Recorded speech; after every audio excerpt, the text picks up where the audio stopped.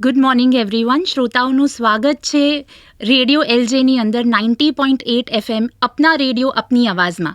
આજે આપણી સાથે જોડાયેલા છે એડવોકેટ વિનોદ પંડ્યા સર, જે આપણી સાથે વાત કરવાના છે વાણી સ્વતંત્રતા એટલે કે ફ્રીડમ ઓફ સ્પીચ અને એક્સપ્રેશન માટે.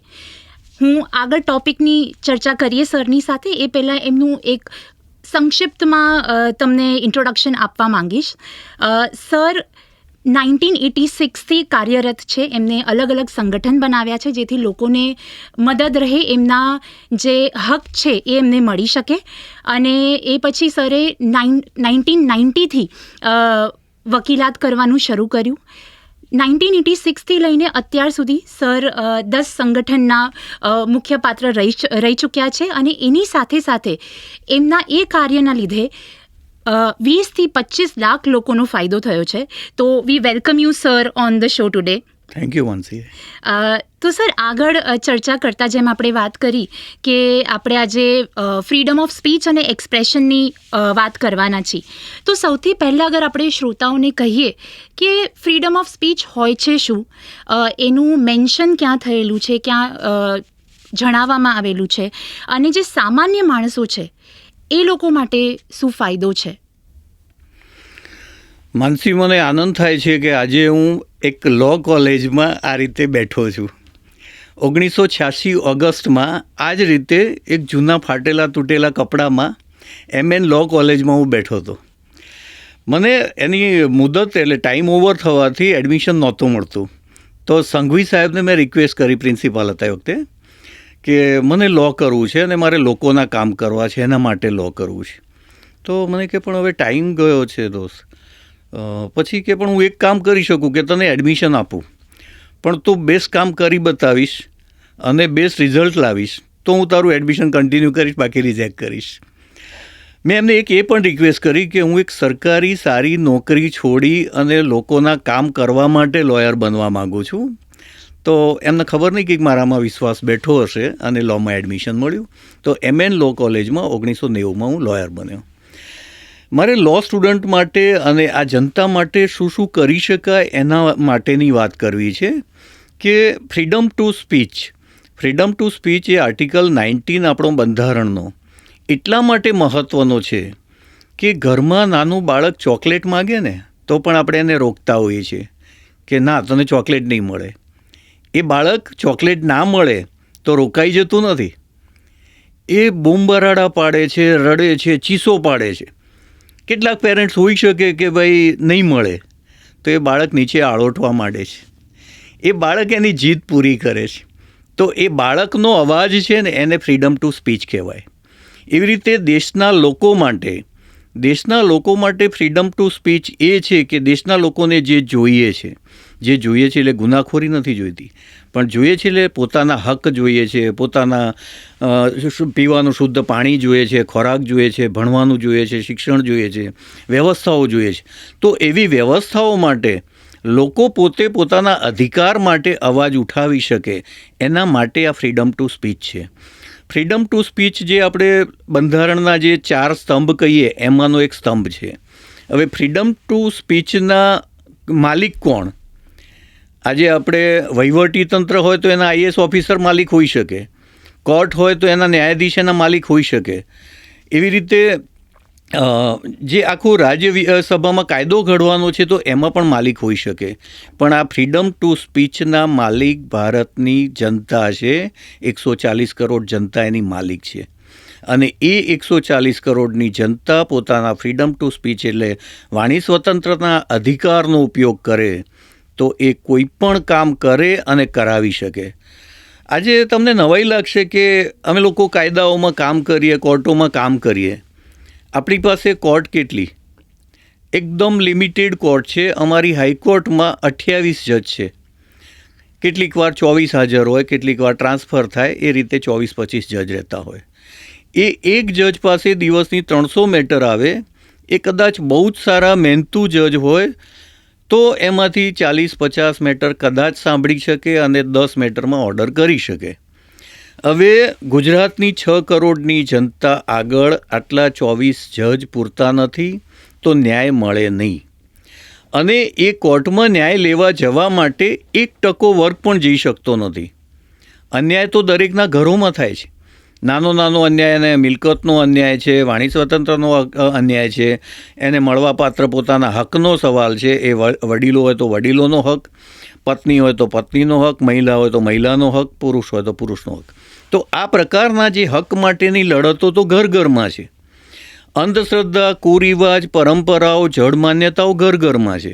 તો એમાં થતા અન્યાય એ કોર્ટો દૂર ના કરી શકે, અને એમાં થતા અન્યાય દૂર કરવા માટે લોકોએ જાગૃત થવું પડે. અને ખાસ કરીને જે લો ફેકલ્ટીમાં કામ કરતા લોકો હોય, લો ફેકલ્ટીના સ્ટુડન્ટ હોય, ઇવન બીજા કાયદાના જાણકાર હોય, સમાજના આગેવાન હોય, એ લોકોની ફરજ બને છે કે જ્યાં જ્યાં અન્યાય થતો હોય ત્યાં એમને પોતાનો રોલ ઊભો કરવો જોઈએ. પોતાનો રોલ ઊભો કરીને કેવી રીતે કામ કરી શકાય એના કેટલાક એક્ઝામ્પલ પણ હું આપીશ. Sir, thank you so much. તમે એક બાળક કેવી રીતે જીદ કરે અને એમાંથી કેવી રીતે તમે વાણી સ્વતંત્રતાની વાત કરી શકો, એ બહુ સરસ તમે એક્ઝામ્પલથી સમજાવ્યું. અને મને તરત એક ક્વેશ્ચન થાય છે કે તમે હમણાં જેમ કીધું કે પોતાનો રોલ ઊભો કરીને તમારે ભાગ લેવો જોઈએ તાકી બધાને જે એમના હક છે એ મળી શકે. તો સર, જે તમે એક્ઝામ્પલ દેવાની વાત કરતા હતા, તમે હમણાં જે મેં મેન્શન કર્યું કે 10 સંગઠનથી તમે જોડાયેલા છો, તમે નેતૃત્વ કરેલું છે અને 20-25 લાખ લોકોનો ફાયદો કરાવેલો છે. અગર જો તમે એના એક્ઝામ્પલ આપી શકો તો કદાચ અમારા લો સ્ટુડન્ટ છે કે જેટલા શ્રોતાઓ છે એમને પણ ખ્યાલ આવે કે એ કઈ ભૂમિકા ભજવી શકે છે. ખૂબ સરસ વાત કરી માનસી. હું પોતે પણ જ્યારે લોયર નહોતો કે જાણકાર નહોતો, ઇવન આવો ફેમસ પણ નહોતો, લોકો કોઈ મને ઓળખતા નહીં, એવો અમદાવાદમાં 9 રૂપિયા લઈને આવેલો વ્યક્તિ તમારી સામે બેઠો છે. હું જ્યારે બીએડ કરતો, લો કર્યું એ પહેલાં મેં બીએડ કરેલું, પણ મારા દિમાગમાં લો ફરતું હતું કે મારે લો કરીને લોકોના અન્યાય દૂર કરવા છે. મારું એક વિઝન હતું, મારું સપનું હતું. તો બીએડ કરતા સમયે મેં જોયેલું કે જેટલી શાળાઓમાં શિક્ષકોની ભરતી થાય, સેકન્ડરી, હાયર સેકન્ડરી સ્કૂલોમાં, તો એવરેજ 5 લાખથી લઈ અને 15 લાખ સુધીની લાંચથી એ ભરતી થતી હતી. એ સમયે હું તો લાચાર હતો, હું તો એક બેરોજગાર હતો. મારા માટે શક્ય નહોતું કે આ કામ હું કરી શકું. પણ જ્યારે હું લોયર બન્યો અને એના વિશે મને જાણકારી મળી, મેં જે શિક્ષણમાં કામ કરતા હોય એ લોકો સાથે મળ્યો અને થોડોક જનતામાં પણ ફેમસ થયો, એના કારણે મને જુદા જુદા પુરાવા મળ્યા. એ પુરાવા એવા મળ્યા કે 2 કે 3 શિક્ષક લેવાના હોય તો જેનો મેરિટ 15મું કે 20મું મેરિટ છે એને મેરિટમાં કેવી રીતે પહેલો, બીજો, ત્રીજો લાવવો, એ પ્રકારની ગરબડો જોવા મળી. તો એ પ્રકારનો હું લોયર હતો એટલે મેં પુરાવા ભેગા કર્યા, અને પુરાવા ભેગા કરી અને શિક્ષણ વિભાગમાં ફરિયાદો કરી. એવા લગભગ 8થી 10 યુવાઓને પોતાનો હક હતો પણ એમને મળ્યો નહોતો. તો એવા 8-10 યુવાઓ માટે મેં એ રજૂઆત કરી, એમને નોકરી મળી. મારું વિઝન એટલું નહોતું કે હું 8-10 યુવાઓને ન્યાય અપાઈ શકું, પણ મારું વિઝન એ હતું કે આ સિસ્ટમમાંથી આ ખોટી અનીતિ છે દૂર થવી જોઈએ. કારણ કે ક્લાસમાં જે 50 કે 60 બાળકોનું ભાવિ બનાવે છે, એ 15 લાખવાળો શિક્ષક બનાવે તો એના દિમાગમાં એનું દેવું ભરવાનું, એના વ્યાજ ભરવાના એ ચિંતા હોય, અને એના કારણે બાળકોને નીતિનું શિક્ષણ અથવા સાચું શિક્ષણ આપી ના શકે. એ મારું એક વિઝન હતું શિક્ષણનું. તો એટલા માટે મેં આખા ગુજરાતમાં જુદું જુદું આ શિક્ષણનું એક સંગઠન બનાવ્યું અને દરેક જિલ્લાઓમાં મિટિંગો કરી. આશરે 5,000 યુવાઓ ભેગા થયા અને 2000ની સાલમાં એક મારી લડત એ શરૂ થઈ, જેને ગુજરાત રાજ્ય તાલીમી સ્નાતક સમિતિ નામ આપવામાં આવ્યું હતું. આખા ગુજરાતમાં અમે લોકોએ આ વસ્તુ જેટલી પણ ખોટી થતી હતી એનું તાલુકા, જિલ્લા અને રાજ્ય કક્ષાએ, ઇવન ગાંધીનગર સચિવાલયની દરેક ઓફિસોમાં અમારા લેટર પહોંચી જતા કે આટલી આમાં અનીતિ થાય છે. એના માટે આંદોલન કર્યું, ગાંધીનગરમાં પણ કર્યું. આનંદીબેન એ વખતે શિક્ષણ મંત્રી હતા અને એમણે 2003માં એક GR કર્યો કે આને સેન્ટ્રલાઇઝ રિક્રુટમેન્ટ કરવી. અમારી માગણી એ હતી કે આ શિક્ષકો જો ક્વોલિફાઈડ છે, મેરિટવાળા જ લેવા છે, તો તમે એને સેન્ટ્રલાઇઝ રિક્રુટમેન્ટ કરો કે જેના કારણે સંચાલકોના હાથમાં છે, DOના હાથમાં છે, ત્યાં અનીતિ અને પૈસાનો વહીવટ ચાલે છે. તો 2003માં એ GR થયો. એ પછી પાછું એ GR કોઈક કારણોસર પાછો ધકેલાયો. એક આંદોલન આટલું મોટું ઊભું કરેલું હોય અને એ તૂટે, ફરી પાછું એને ફરી બેઠું કરવું, એ મારા માટે મુશ્કેલ ટાસ્ક હતો. પણ 4 વર્ષ ફરી મહેનત કરી અને 2007માં આ GR આવ્યો. એ જીઆર આવ્યા પછી હાઈકોર્ટમાં ચેલેન્જ થયો અને હાઈકોર્ટમાં જે મેં 10 પેલા પુરાવા ભેગા કરી રાખેલા એ હાઈકોર્ટમાં રજૂ કર્યા કે આ પ્રકારની અનીતિ છે અને એટલા માટે આ સિસ્ટમ બદલવી જરૂર છે. તો ગુજરાત હાઈકોર્ટે 2008માં ઓર્ડર કર્યો. આખા ગુજરાતમાં સેકન્ડરી અને હાયર સેકન્ડરી ટીચરની જે રિક્રુટમેન્ટ જે અત્યારે ટેટ ટાટ પાસ દ્વારા થાય છે એ રીતે થવા માંડી અને એમાં કરપ્શન બંધ થયું. એવો જ બીજો એક મુદ્દો મારી પાસે આવેલો. પછી તો ક્લાયન્ટ તરીકે લોકો આવે એમાંથી પણ મને જાણકારી મળતી કે આઈટીઆઈ કોલેજોમાં સ્ટાઇપન્ડ આપવામાં આવતું.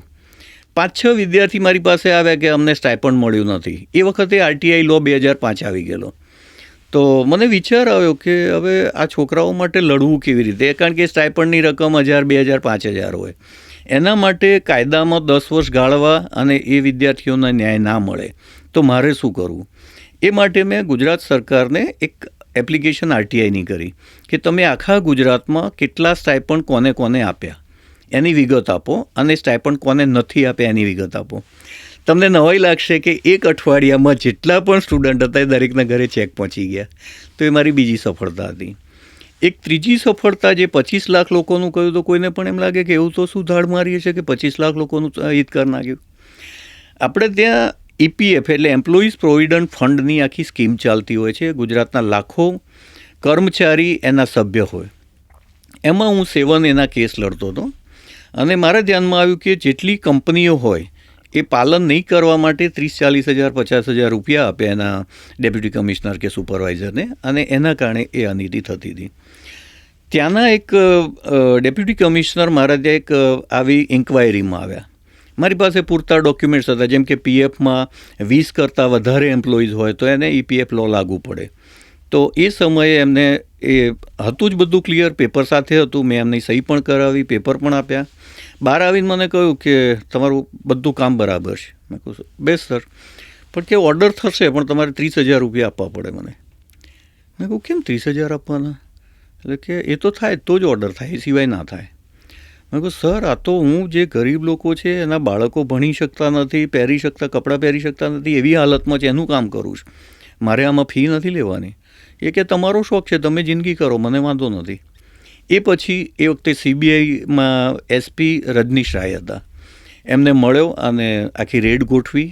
એમને ટ્રેપ કરી, રાત્રે 2 વાગે પકડ્યા. એમના 50 એકાઉન્ટ પકડ્યા અને એમને જે પૈસા લીધેલા કંપનીઓની ડિટેલ પકડી અને એની પર સીબીઆઈ કેસ થઈને 2.5 વર્ષની જેલ થઈ. મેં આ કામ ત્યાંથી છોડી ના દીધું, કારણ મારા મનમાં માત્ર એક અધિકારીને પકડાવવું એ નહોતું. એ પછી તો મેં 150-200 જણને પકડાવ્યા અને અત્યારે ઘણાને જેલમાં મોકલ્યા છે. પણ એ વખતે પણ મારું મિશન માત્ર પેલો એક વ્યક્તિ જેલમાં જાય એ નહોતું. મારું મિશન એ હતું કે પીએફમાં એ લોકો કોઈ પણ મરી ગયા હોય, જેમ કે ડેથ થયું હોય ફેમિલીમાં, તો એના પીએફમાંથી બેનિફિટ લેવાના આવે, એના જીપીએફ લેવાના આવે, એના જે રિફંડની અમાઉન્ટ હોય એ લેવાની આવે. તો આ અધિકારીઓ એને 6-8 મહિના, વર્ષ સુધી ફેરવતા અને આપતા નહીં. આની પણ વિગતો મારી પાસે હતી. એ મેં એ વખતે સેન્ટ્રલ વિજિલન્સ, સીવીસી જેને કહીએ, સેન્ટ્રલ વિજિલન્સમાં કમ્પ્લેન કરી કે આવી રીતે પીએફમાં અનીતિ થાય છે. સેન્ટ્રલ વિજિલન્સે તાત્કાલિક આ જે અધિકારી પણ પકડાયેલા અને આ વિગત મેં આપી, એના આધારે રેડ પાડી. ગુજરાતમાં 4 બ્રાન્ચો હતી, અમદાવાદ, રાજકોટ, સુરત અને ગાંધીધામ. એ 4 બ્રાન્ચમાં રેડ પડી અને જે મેં વિગતો આપી એ સાચી પકડાઈ એમને લાગ્યું. તો એનાથી તાત્કાલિક એમણે લો બદલ્યો કે કોઈપણ વ્યક્તિ જ્યારે પીએફના ફોર્મ 19 ભરે છે તે એ ફોર્મ 19 ભરતી વખતે બધી જ વિગત એના એકાઉન્ટ ઓફિસરે લેવાની અને એમાં એની સાઇન કરવાની અને એના 45 ડેઝમાં એના બેંક એકાઉન્ટમાં પૈસા જવા જોઈએ. એ આખો લો બન્યો, જેના કારણે લાખો કર્મચારીને આ પ્રકારનો ફાયદો થયો. કોઈના પણ રિફંડ આજે પણ લેવા જાય તો એને 45 ડેઝમાં બેંકમાં મળે છે. એની સાથે એક બીજું કામ એ કર્યું કે સીબીઆઈમાં આપણે જે લાંચની રકમ મેં આપેલી એ વર્ષો સુધી મને પાછી ના મળે. તો લોકો આવું કામ કેવી રીતે કરે? આજે 25-30 હજાર રૂપિયા જો ઘરના આપીને કામ કરવાનું હોય તો માણસ એ તો એને પોતે સેવાભાવી માણસ હોય તો એની પાસે 25-30 હજાર હોય નહીં, એ બહારથી લાવે. તો એના માટે મેં સિવિલ કોર્ટમાં એક કેસ કરેલો અને ભારતનો એ પહેલો કેસ હતો 1/2011 કે 12 હતો અને એમાં ઓર્ડર થયો આખા ભારત માટે કે કોઈ પણ આ પ્રકારના વિટનેસ હોય અને સીબીઆઈમાં પૈસા આપ્યા હોય તો ગવર્મેન્ટ ટ્રેઝરીમાંથી એને પાછા આપવાના, અને એ રીતે મને ગવર્મેન્ટ ટ્રેઝરીમાંથી મળેલા. તો આ પ્રકારના જે પીએફના બેનિફિશિયરી હતા, બીએડ થયેલા સ્ટુડન્ટ હતા, એના માટેના લાભ થયા અને એવું કામ થયું. સર, તમે બહુ જ સહેજતાથી અમને બતાવ્યું કે તમે સિંગલ હેન્ડેડલી ઘણા લોકોને હેલ્પ કરી છે. પણ આજકાલની તમે જનરેશન જુઓ ને નાગરિકો જુઓ, એ હંમેશા એવું વિચારતા હોય છે કે અમારા હક જે છે, જ્યાં સુધી અમારું ફેમિલીનું ભરણ પોષણ થઈ રહ્યું છે, એ કાંઈ વાંધા નથી આવી રહ્યા, ત્યાં સુધી કંઈ વાંધો નથી, બરાબર. ત્યાં સુધી અમારે કોર્ટ કચેરી ન્યાયાલય હકને એ બધાની વાત કરવાની જરૂર નથી. હાઉએવર, મારે તમારી પાસેથી એ જાણવું છે કે સામાન્ય નાગરિક પોતાની આજુબાજુ પણ અગર કંઈ જોઈ રહ્યું છે કે કોઈના હકને વાંધો આવી રહ્યો છે કે કોઈના ફ્રીડમ ઓફ સ્પીચને વાંધો આવી રહ્યો છે, એ કેવા પગલાં ભરી શકે કે જે લોકોને એ હકની માહિતી નથી એને પણ એ હક મળી શકે અને જે સામાન્ય નાગરિક છે એને પણ બહુ તકલીફ ન વેઠવી પડે? બિલકુલ માનસી, આજકાલ જે આપે કહ્યું એ પ્રમાણે દરેક વ્યક્તિને એમ છે કે ભાઈ મારે શું, કોઈક જગ્યાએ ગુનાખોરી થાય, કોઈ જગ્યાએ અન્યાય થાય, કોઈ જગ્યાએ અનીતિ થાય, તો દરેક વ્યક્તિ એવું વિચારે કે મારે શું. મને એવા પણ એક્ઝામ્પલ મળ્યા છે કે એવું કહેનારા લોકો જ્યારે એમની સાથે અન્યાય થયો હોય ત્યારે મારી પાસે આવેલા છે. જે લોકો સત્તાની ખાસ નજીક હોય, બહુ જ સારા સંબંધો ધરાવતા હોય અને એમને એમ પોતાને કેવું પ્રાઉડ હોય કે ભાઈ મને કંઈ પણ થશે તો સત્તા મારું કામ કરી આપશે. હું મારે એડવોકેટ તરીકે જાહેર ના કરી શકાય, પણ એવા નામ સાથે આપી શકું કે જે વ્યક્તિઓ મોટા હોદ્દાઓ પર હતા, જેમનું રાજકીય વર્ચસ્વ હતું, એ પણ એમના આવા કામ પડ્યા ત્યારે મારી પાસે આવ્યા છે અને એ હું એને સદનસીબ માનું છું કે મારામાં વિશ્વાસ મૂકે છે. જ્યારે કે હું સત્તાની ફેવર કે વિરુદ્ધ એમાં કામ નથી કરતો, પણ એ લોકો મારા પર ટ્રસ્ટ મૂકે છે.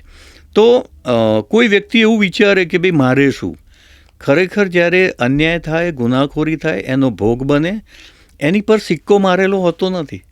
એ મારા ઘરમાં પણ થઈ શકે, મારા ફેમિલીમાં પણ થઈ શકે, મારા પડોશીમાં થઈ શકે, મારી વાઈફ સાથે પણ થઈ શકે, મારી બેન સાથે પણ થઈ શકે. તો એ પ્રકારનો જો સમાજ પેદા થાય ગુનાખોરીવાળો અથવા તો અનીતિવાળો, તો એ આખા સમાજ માટે જોખમ છે. એક પેલું સેન્ટેન્સ બહુ સારું છે કે ઇનજસ્ટિસ એનીવેર ઇઝ મતલબ એ ડેન્જર છે બધા માટે. કોઈ પણ જગ્યાએ એક અન્યાય થતો હોય તો એ આખા દેશ અને દુનિયા માટે જોખમી છે. તો એટલા માટે દરેક વ્યક્તિએ એવું ના વિચારવું જોઈએ કે મારે શું. હા, મારાથી એક રોલ કેટલો થઈ શકે એની લિમિટેશન હોય. હું આજે 25 થી 40 વર્ષ જે બેને કહ્યું એ પ્રમાણે દોડ્યો, 50 વર્ષ સુધી દોડ્યો, એ વખતનું મારું કામ અને અત્યારનું મારું કામ, એમાં ફેરફાર હોઈ શકે. મારા કામની પદ્ધતિ બદલાય, પણ મારી નીતિ ના બદલાવી જોઈએ, મારી નિયત ના બદલાવી જોઈએ કે આજે હું લોકોને કઈ રીતે ન્યાય આપી શકું જે પહેલાં આપતો તો એ રીતે નથી આપી શકતો. હાલમાં પણ જે લોકો જ્યાં પોતાની જગ્યાએ છે ત્યાં એ પોતે પોતાનું એક તો નક્કી કરે કે મારે આ કામ કરવું છે કે નહીં. પહેલું તો એ કામ કેમ કરવું એ સમજે તો કામ કરવાની વૃત્તિ આવી જાય, નિયત આવી જાય. એ એમાં પોતાના બાળક, આજે હું રોડ પર જતો હોઉં તો હું કાર ચલાવતો હોઉં તો મને કોઈ સ્કૂટર ચાલક હોય એમાં મારી બેન, મારી પત્ની, મારો ભાઈ, મારી ભત્રીજી દેખાય છે. તો મને ક્યારે એને સહેજ પણ નુકસાન જાય એવો વિચાર નથી આવતો, કારણ કે મારા મનમાં એ વિચાર છે. એવી રીતે કોઈ પણ કામ આજુબાજુમાં થતું હોય તો એમાં દરેકને પોતાનું બાળક દેખાવું જોઈએ, પોતાની પત્ની દેખાવી જોઈએ, પોતાની બેન. આજે કોઈની પર રેપ થાય છે તો એ રેપ એ વ્યક્તિનો નથી, એ સમાજનો રેપ છે. એ રેપ આવતીકાલે તમારા ઘરમાં થઈ શકે, એ નુકસાન તમારા ઘરમાં થઈ શકે. આજે કોઈ ગુંડો કોઈ દારૂ પીને કે ડ્રગ્સ લઈને બીજાને છૂંદી નાખતો હોય તો એમાં તમારું બાળક પણ ક્યારેક આવી શકે. તો એટલા માટે સામાજિક બદીઓ હોય, અંધશ્રદ્ધાઓ હોય, જડ માન્યતાઓ હોય, કુરિવાજો હોય, એમાં દરેક વ્યક્તિની ફરજ છે કે એણે આ કામ કરવું જોઈએ. હવે એ કામ કેવી રીતે કરવું એ મોટો સવાલ છે કે દરેક લોકોને ખબર નથી હોતી. પણ નવાઈ લાગશે કે હું પોતે પણ એક સમયે કશું જ નહોતો જાણતો આમાંનું. મને આ લોકોએ શીખવ્યું છે. કામ કરતાં કરતાં લોકોએ શીખવ્યું, અધિકારીઓએ શીખવ્યું, અધિકારીઓએ ક્યારેક મને ધક્કા ખવડાવ્યા, અપમાન કર્યા, એણે શીખવ્યું. કોર્ટમાં ક્યારેક સાચા મુદ્દામાં અન્યાય થયો, એણે શીખવ્યું. એટલે જે હું આગ લખું છું મારા નામ આગળ, એ આગ લખવાનું કારણ એ છે કે આ આગ પેદા થવામાં ઘણા બધા લોકોએ બળતણ નાખ્યા છે ત્યારે આગ પેદા થઈ છે. પણ એ આગ હું એવી રાખવા માગું છું કે કોઈના રસોડાની રોટલી બને, કોઈના રસોડાનો ખોરાક બને, એ કોઈનું ઘર સળગાવવાની ના બને, એ કોઈને નુકસાન કરવાની આગ ના બને, એવું મારું એક સપનું છે. હવે બેને કહ્યું કે આ કામ કેવી રીતે કરી શકાય, તો આખા જે આપણા ન્યાયતંત્રનો મૂળ પાયો છે એ વહીવટી તંત્ર છે. આપણા ભારતનું બંધારણ એટલું સરસ છે અને એમાં એટલી બધી સારી વ્યવસ્થાઓ કરવામાં આવી છે કે આપણે એનું પાલન કરાવવામાં કાચા પડીએ છીએ. જુદા જુદા વિભાગો છે, જેમ કે રોડ તો એક રોડનો આખો વિભાગ છે, રોડ એન્ડ રસ્તાનો. મ્યુનિસિપલ કોર્પોરેશન છે તો એનો આખો વિભાગ છે, પાણીનો વિભાગ છે, પ્રદૂષણનો વિભાગ છે, ખનિજનો વિભાગ છે, રેવન્યુ વિભાગ છે, લો વિભાગ છે. એવી જુદી જુદી વ્યવસ્થાઓ આપણા આમાં છે વહીવટી તંત્રમાં. અને ખરેખર તો કાયદા પાસે ક્યારે જવું પડે કે વહીવટી તંત્ર તમને અન્યાય કરે તો જ કાયદા પાસે જવું પડે, બાકી તો કાયદા પાસે જવાની જરૂર નથી. જો આપણે બધા જાગતા થઈ જઈએ અને વહીવટી તંત્રને એલર્ટ કરીએ કે એને એની ડ્યુટી છે, જે કોઈ અધિકારી ત્યાં નિમાયો છે, કર્મચારી નિમાયો છે, એને આપણા ટેક્સમાંથી પૈસા આપીએ છીએ, જે નેતા છે એને પણ આપણા ટેક્સમાંથી પૈસા આપીએ છીએ, તો આપણી જે કંઈ રજૂઆત છે, જે કંઈ મુદ્દો છે, એ મુદ્દાની રજૂઆત આપણે લેખિતમાં કરવી પડે. કેટલાક લોકો નેતાઓને રજૂઆત કરી મારી પાસે આવતા હોય છે, પણ ખરેખર નેતાઓની રજૂઆત એ કાનૂની નથી. કાનૂની રીતે તમે જે તે વિભાગના મામલતદાર હોય, કલેક્ટર હોય, અથવા તો કન્સેન્ટ ચીફ ઓફિસર હોય, કમિશનર હોય, એને એ ફરિયાદ કરી હોય, જેમ કે પોલીસ હોય તો પીઆઈ હોય, એવી રીતે તમે પ્રોપર જગ્યાએ એની ફરિયાદ કરી હોય અને લેખિતમાં ચોક્કસ મુદ્દા અને પુરાવા સાથે કરી હોય, તો એ કામ જે તે અધિકારીએ વિભાગના કરવું જ પડે. એ વિભાગના અધિકારીએ જો ના કર્યું હોય તો આપણે પોતાની એ તાકાત પેદા કરવી જોઈએ કે અધિકારીને પરસેવો છૂટી જાય અને એને ઓર્ડર કરવો જોઈએ. અમારા મોસ્ટલી કામ હું જે કરું છું એમાં હું વહીવટીતંત્ર સાથે વધારે કામ કરું છું કે વહીવટીતંત્રનું કામ છે. આજે મને જમીન માપણી નથી કરી આપી તો એ વહીવટીતંત્રનું કામ છે. મારી જમીનમાં કોઈ ગરબડ કરીને બીજાને ઘુસાડ્યો તો વહીવટીતંત્રનું કામ છે. મારી આસપાસમાં ગેરકાયદેસર બાંધકામ કર્યું તો એ વહીવટી અધિકારીનું કામ છે. મારી આસપાસમાં ક્યાંય પણ દબાણ થાય છે, રોડ રસ્તા દબાઈ જાય છે અથવા ટ્રાફિકનું પાલન થતું નથી તો એ વહીવટનું કામ છે, કાયદાનું નથી. જ્યારે વહીવટી પોતાનું પાલન ના કરી શકે ત્યારે લોકોએ મજબૂર થઈ અને કાયદા પાસે કોર્ટમાં જવું પડે છે. તો જો આપણે બધા એક થઈ અને વહીવટી તંત્રને મજબૂત કરીએ અને એના કામે લાગી જઈએ, હવે દરેકના ભાગે એમાં આખો દિવસ કંઈ કરવાની જરૂર નથી. એક શિક્ષિત વ્યક્તિ માટે હું એવું કહું કે ગ્રેજ્યુએટ માણસ છે, એને પોતાનું ગુજરાન ચલાવવું મુશ્કેલ નથી. ગુજરાન ચલાવવા માટે તો આપણે સિમ્પલ શાક રોટલી જોઈએ છે. એની તમારી જેટલી વ્યવસ્થાઓ વધારો એટલું તમારે દોડવું પડે, જુદી વસ્તુ છે. પણ એક નોર્મલ જરૂરિયાત કહીએ તો એટલું કમાવવું મુશ્કેલ નથી. કદાચ તમે તમારા ઘર ખર્ચનો ટોટલ હિસાબ કરશો તો તમારું જીવન ગુજરાન ચાલે એના માટેનો જે ખર્ચ છે એના કરતાં બીજા ખર્ચ વધારે છે.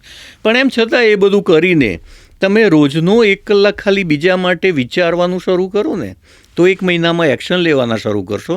1 મહિનામાં એક્શન લેવાના કરશો તો 1 વર્ષમાં એનું પરિણામ દેખાશે.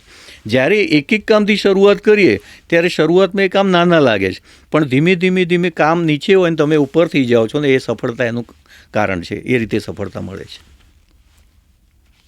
હું તો અત્યારે મારી પાસે એક્સપ્રેસ કરવાના શબ્દ નથી. સર, તમે અહીંયા છો, મારે આ તક મિસ નથી કરવી. એટલે આપે જે વાત કરી કે કેવી રીતે જે સામાન્ય નાગરિક છે એ પણ પગલાં ભરીને એન્શ્યોર કરી શકે કે બધાને પોતાના હક સાથે સાથે અગર કોઈ બીજા પણ છે તો એના હક એને મળી રહે, અને કોઈ પણ ઇનજસ્ટિસ ક્યાંય પણ થઈ રહ્યું છે તો એ એન્શ્યોર કરી શકે કે એને જેટલું પણ અટકાયત કરી શકાતી હોય કરે.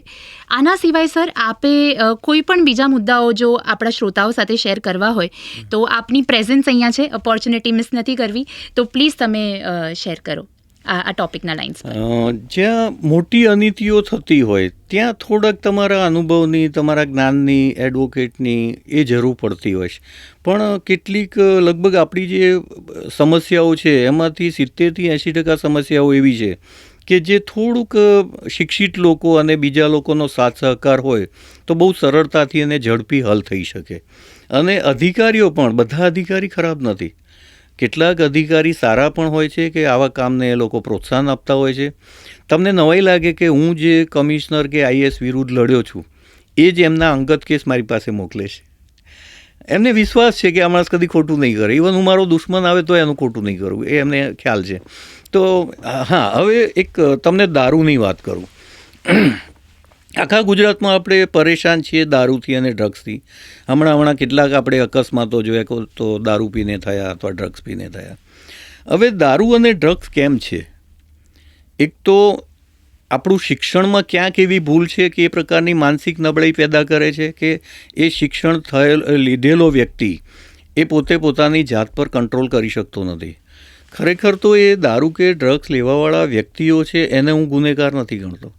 એના માટે એનો આસપાસનો માહોલ, એને શિક્ષણ આપનાર અમે બધા જે કંઈ હોય એ લોકો જવાબદાર છીએ, વડીલો જવાબદાર છીએ કે અમે એવો સમાજ નથી બનાવ્યો કે મારું બાળક એ ના લે. મારી વાત કરું તો હું લગભગ 5 વર્ષથી 20 વર્ષ સુધી એવી જગ્યાએ મોટો થયો કે જ્યાં રોજ દારૂ ગાળવામાં આવતો.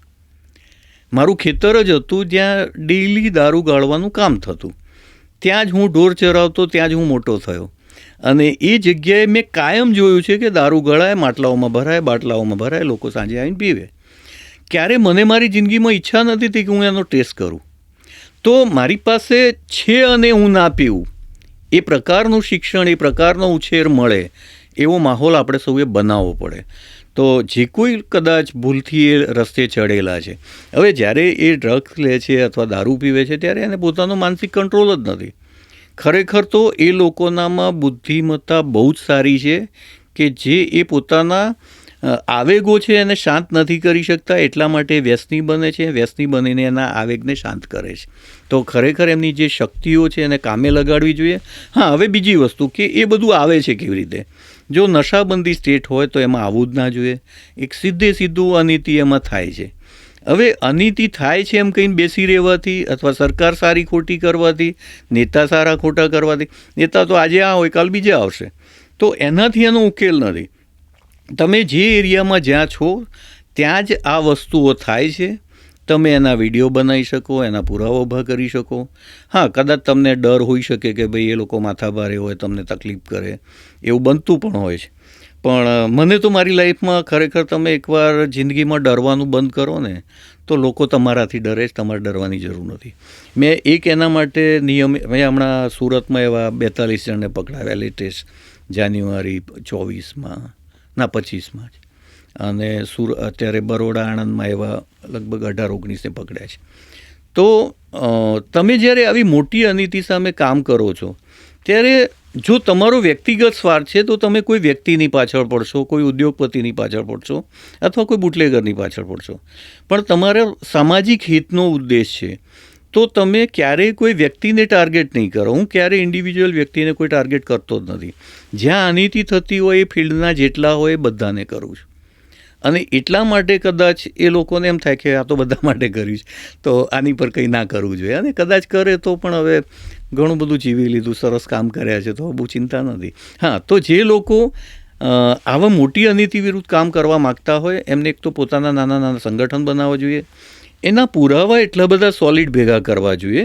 કારણ કે કેટલીક જગ્યાએ અમારી પાસે ACBનો, CBIના કેસ પણ કેટલાક અધિકારીઓ ફરી ગયા હોય એવા આવતા હોય જેના કારણે કોઈનું મર્ડર થયું હોય, કોઈના ઉપર હુમલા હત્યા થયા હોય, એવી ઘટનાઓ બનતી હોય છે. પણ એ ના થાય એટલા માટે તમારી પાસે જ્યાં સુધી પ્રોપર પુરાવા ના આવે ત્યાં સુધી તમારે કશું કરવાનું નથી. પુરાવા આવે ત્યારે તમારે કોઈ વાત કરવા નથી જવાનું, કોઈ મીડિયા ઇન્ટરવ્યૂ આપવા નથી જવાનું. એ વખતે તમારે સીધી પેન પકડી બેસ્ટ એપ્લિકેશન કરી પુરાવા સાથે એના કન્સેન્ટ અધિકારીને ફરિયાદ કરવાની છે. જો તમારી ફરિયાદ ત્યાં હશે અને કોઈ પણ તમને ત્યાં કશું પણ કરશે તો આખી જવાબદારી જે તે અધિકારીની બને છે. એટલે ખાસ કરીને બચવા માટેના પણ એવા રસ્તા છે કે તમે પ્રોપર જગ્યાએ એની ફરિયાદ કરો, પ્રોપર પુરાવા સાથે કરો. એ ફરિયાદ માત્ર તમારી એકની પાસે ના રાખો, તમારા વિશ્વાસુ 10 માણસો પાસે એ ફરિયાદ હોવી જોઈએ કે કદાચ કાલે તમને એ પતાવી દે છે તો પણ તમારી ફરિયાદ ઊભી રહેવાની, તમારો વિચાર ઊભો રહેવાનો, તમારી નીતિ ઊભી રહેવાની, તમારી નિયત ઊભી રહેવાની. અને એ જિંદગીમાં ક્યારેય નષ્ટ થતી નથી. માણસ મરી જાય છે, એનો વિચાર કદી ક્યારે મરતો નથી. સર, આપે જે વાત કરી આજ આપણા ઇન્ટરવ્યૂમાં આપણે ફ્રીડમ ઓફ સ્પીચ અને એક્સપ્રેશનથી શરૂ કર્યું, ત્યાંથી આપણે આપણા જે લો સ્ટુડન્ટ્સ છે કે બાકીના જે સામાન્ય નાગરિક છે એ કેવી રીતે ભાગ ભજવી શકે, કે તમે એક કોમન હેતુ લઈને ચાલો, કોઈની પાછળ કોઈ એક વ્યક્તિગત રીતે પાછળ નહીં પડો ને એ સમાજનું હિત કેવી રીતે કરી શકો એની આપે વાત કરી.